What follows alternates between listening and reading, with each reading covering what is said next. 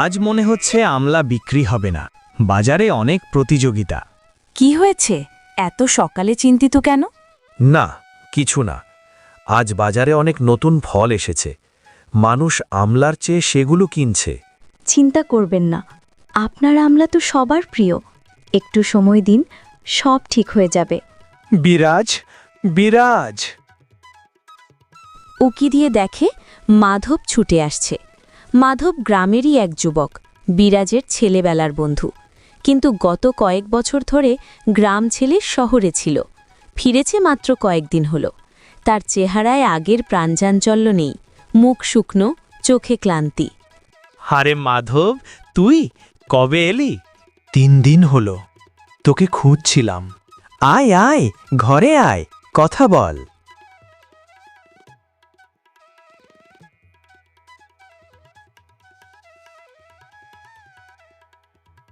বিরাজ, অনেক কষ্টে এসেছি। শহরে আমার সব শেষ। ব্যবসা ছিল, লোকসান হলো। সব টাকা ডুবল। এখন হাতে কিছু নেই। কি বলছিস?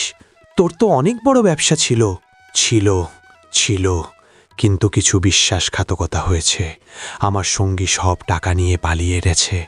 এখন আমি ঋণের ভারে নুয়ে পড়ছি। বিরাজ, তোর কাছে সাহায্য চাইতে এসেছি। কিছু টাকা দিয়ে আমাকে ঋণ মুক্ত কর। মাধব, তুই জানিস আমি গরিব মানুষ, সবেমাত্র সংসার চলে। তোর জন্য বুঝতে পারছি আমিই বোকা। কিছু মনে করিস না, আমি অন্য উপায় দেখছি। থাম, তুই কোথায় যাবি? আমি যা পারি করব। আমার কাছে 2000 টাকা আছে, তুই নিয়ে যা। 2000? এত টাকা? তোর সংসার চলে যাবে। তুই আমার বন্ধু, এই কষ্টের সময়ে তোকে ফেলে যেতে পারি না। বিরাজ, তুই যা করছিস তা আমি কখনো ভুলব না। শীঘ্রই ফিরিয়ে দেব। দেরি করিস না, শুধু সততার পথে চলিস।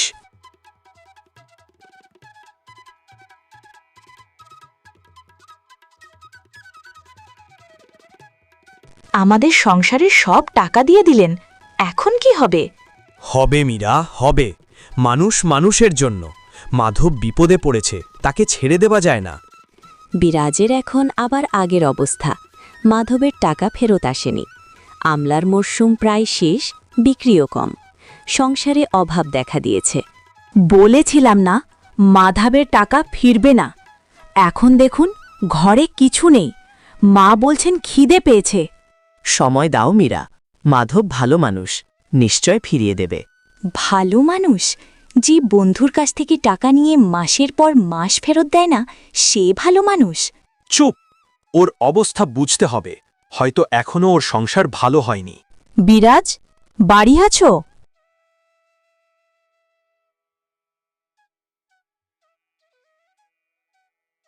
বিরাজ বাইরে গিয়ে দেখে শান্তা দাঁড়িয়ে। শান্তা গ্রামেরই এক বিধবা মহিলা, বয়স 50-এর কাছাকাছি। তার 2টি মেয়ে। স্বামী মারা যাওয়ার পর থেকেই সে নানাভাবে সংসার চালায়। আচ্ছা শান্তা দিদি, আসুন। কি হয়েছে? বিরাজ, আমার বড় মেয়ে মিতা খুব অসুস্থ। ডাক্তার বলেছেন 10,000 টাকা খরচ হবে। আমার কাছে কিচ্ছু নেই। তুমি কি আমায় কিছু টাকা দিতে পারবে? পরে ফিরিয়ে দেব। আমাদের কাছে টাকা নেই। দিদি, আপনার জন্য আমি যা পারি করব। আমার কাছে 500 টাকা আছে, এটা নিয়ে যান। 500 টাকা? বিরাজ, 10,000-এর জন্য তো অনেক কম। আমি জানি দিদি, কিন্তু আমার এইটুকুই সম্ভব। বাকি টাকার জন্য অন্য কোথাও দেখুন।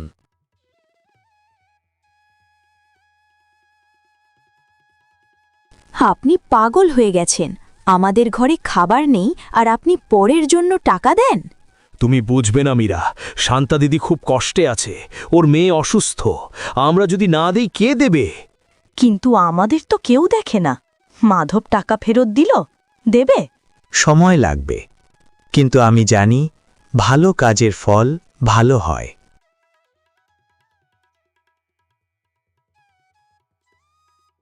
সন্ধ্যা নামছে। বিরাজ ঘরের সামনে বসে আছে। তখনই মাধব এসে হাজির। তার চেহারায় আগের ক্লান্তি নেই, মুখে কিছুটা উজ্জ্বলতা। বিরাজ, কেমন আছিস? আরে মাধব, তুই আয় আয়, বস।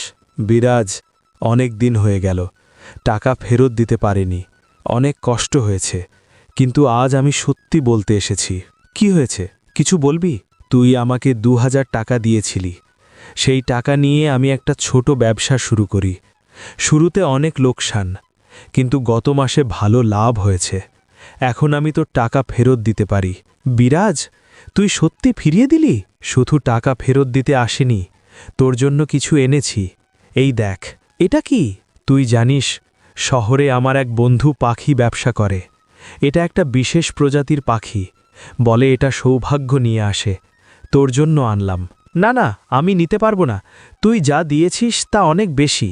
তুই যদি না নিস তাহলে আমি অপমানিত হব। যা করেছিস তার জন্য এটা কিছুই না।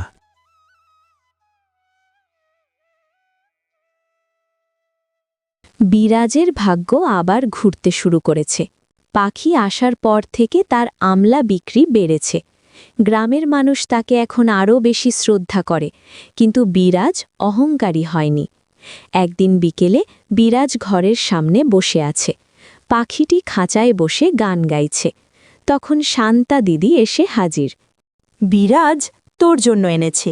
দিদি, মিতা কেমন আছে? ভালো আছে, ডাক্তার বলেছে এখনও সুস্থ। তোর দেওয়া টাকা দিয়ে ওষুধ কিনেছিলাম, বাকি টাকা জোগাড় করলাম অন্য জায়গা থেকে। এই যে তোর টাকা ফেরত দিচ্ছি। দিদি, ও টাকার প্রয়োজন নেই, আপনি রেখে দিন। না বিরাজ, আমি তোমার কাছ থেকে টাকা নিয়েছি, ফেরত দিতে হবে। তুই অনেক কষ্টে উপার্জন করিস, এই নে। বিরাজ, আমি অনেক কিছু দেখেছি জীবনে। স্বামী মারা গেছে, সংসার নিয়ে পড়েছি, কিন্তু তোর মতো মানুষ কম দেখেছি। যার কিছু নেই সে পরের জন্য বিলিয়ে দেয়। তুই জানিস গ্রামের লোকজন তোর সম্পর্কে কি বলে? কি বলে দিবি? বলে বিরাজের হাত সোনায় রূপা হয়। কিন্তু আমি জানি তোর হাত সোনায় রূপা হয় না, তোর মন সোনা। এই মনের জোরেই তোর ভাগ্য খিরেছে। দিদি, আমি কিছুই করিনি, শুধু মানুষের কাজ করেছি। সেটাই তো বড় কথা। এই পৃথিবীতে কে কার জন্য দাঁড়ায়? তুই দাঁড়িয়েছিস, তাই ঈশ্বর তোর পাশে আছে।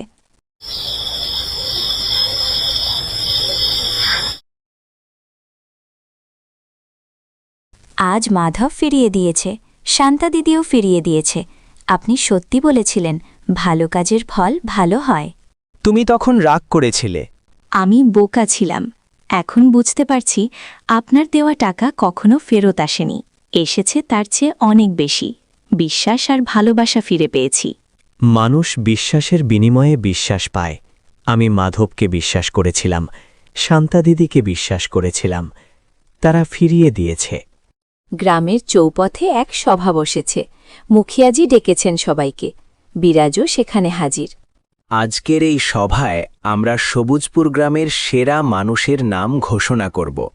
আমাদের গ্রামে এমন একজন মানুষ আছেন যিনি গরিব হয়েও কখনো কাউকে ফিরিয়ে দেননি।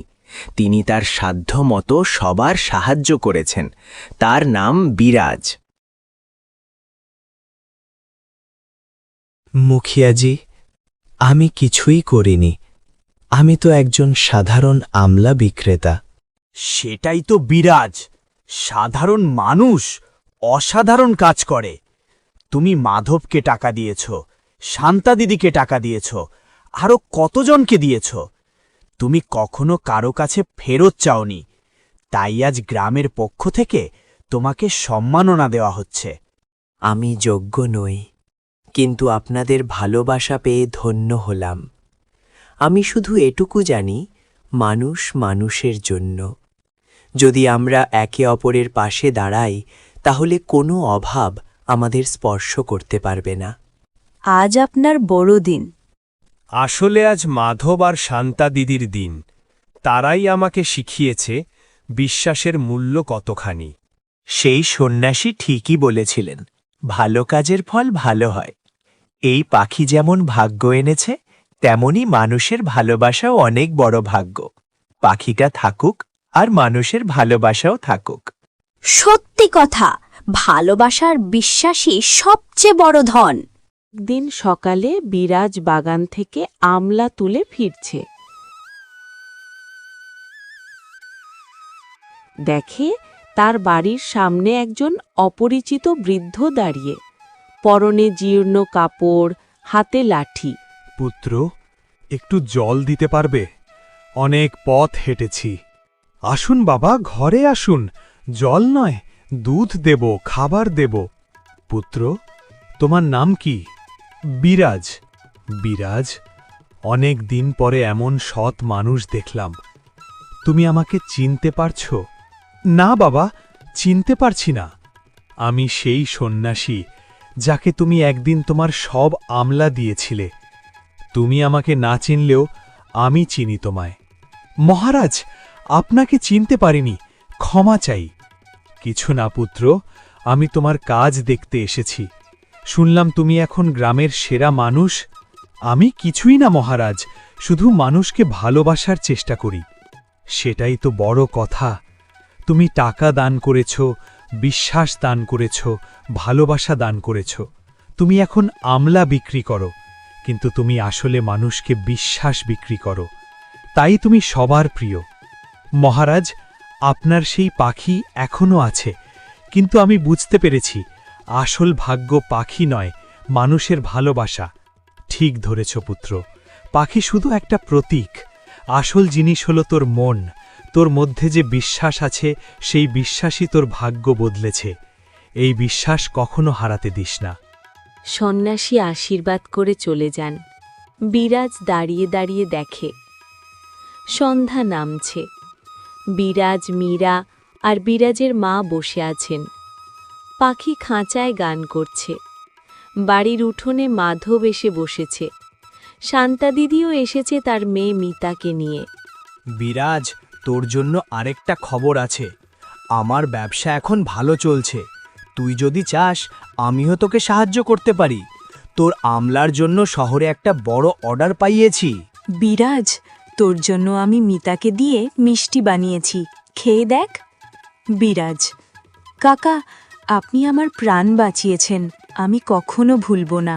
আসলে আমি কিছু করিনি, তোমরাই আমাকে শিখিয়েছ। মাধব শিখিয়েছে বিশ্বাস ফিরে পেতে দেরি হয় না। শান্তা দিদি শিখিয়েছে কষ্টের সময়েও কেউ না কেউ পাশে দাঁড়ায়। আর সেই সন্ন্যাসী শিখিয়েছেন ভালো কাজের ফল কখনো বৃথা যায় না। আর আপনি শিখিয়েছেন গরিব হলেও মন গরিব হওয়া যায় না। ভালোবাসা, বিশ্বাস আর সততা, এই তিনটেই আসল ধন। ঠিক বলেছে পাখি, এই ধন কখনো ফোরোয় না। সবাই মিষ্টি খায়। সন্ধ্যার আকাশে তারা ফুটে ওঠে। বিরাজের বাড়ির উঠোন হাসিতে ভরে যায়।